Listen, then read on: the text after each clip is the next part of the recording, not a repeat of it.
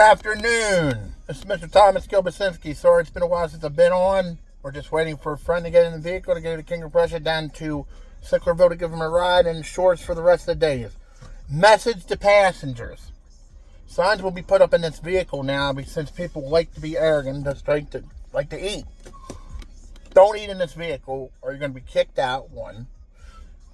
Number two, no loud phones. That's distractive driving. We just had somebody recently report me to Uber for distractive driving. Let me tell you what, there's a big difference between distractive driving and looking at your map. Duh. Okay, we're moving forward from that. We had a mirror we had to go get this week.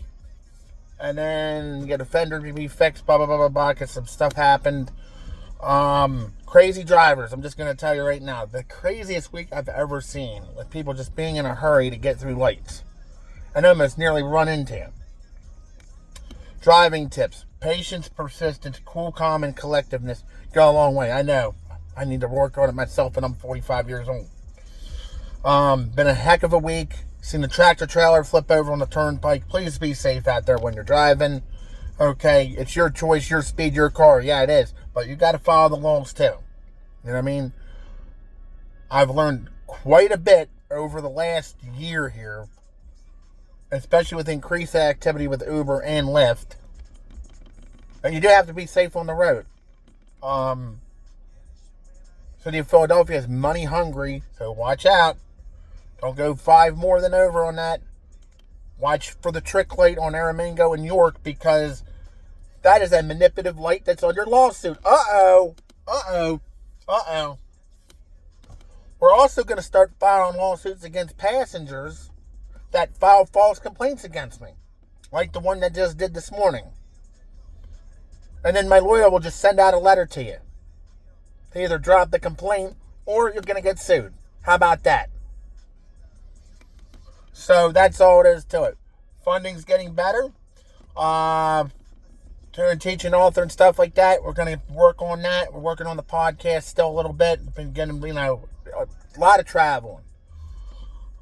We had 34 trips yesterday. It was amazing. Down in New Jersey, Philly, no Delaware yet. We did run into snow in the beginning of the week. We're going to have separate podcasts here before my friend gets here to try to work out some things.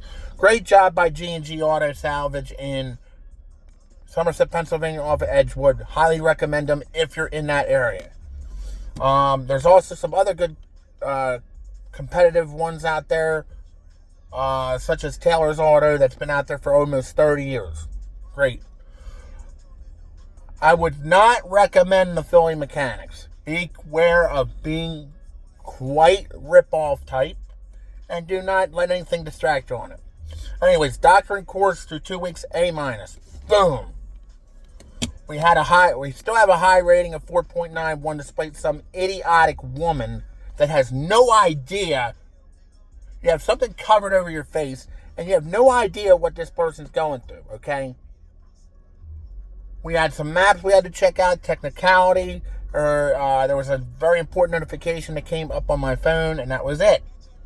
So if I'm not allowed to look at my phone from a distance and pull it up for a second and see what that was about, then on you. We run a privatized riding business as well in 5 or 6 different states, and we have a right to do that. How about that? Uber and Lyft, yes. Delaware, Pennsylvania, get a reservation. Now New Jersey, Ohio, and West Virginia, Lyft. I will say this, I would not recommend Lyft still because their prices are just too high. I've been seeing passengers show me prices of these. It's not acceptable at all. Not acceptable. Okay? We'll cut it off from there. I'm going to think about another podcast.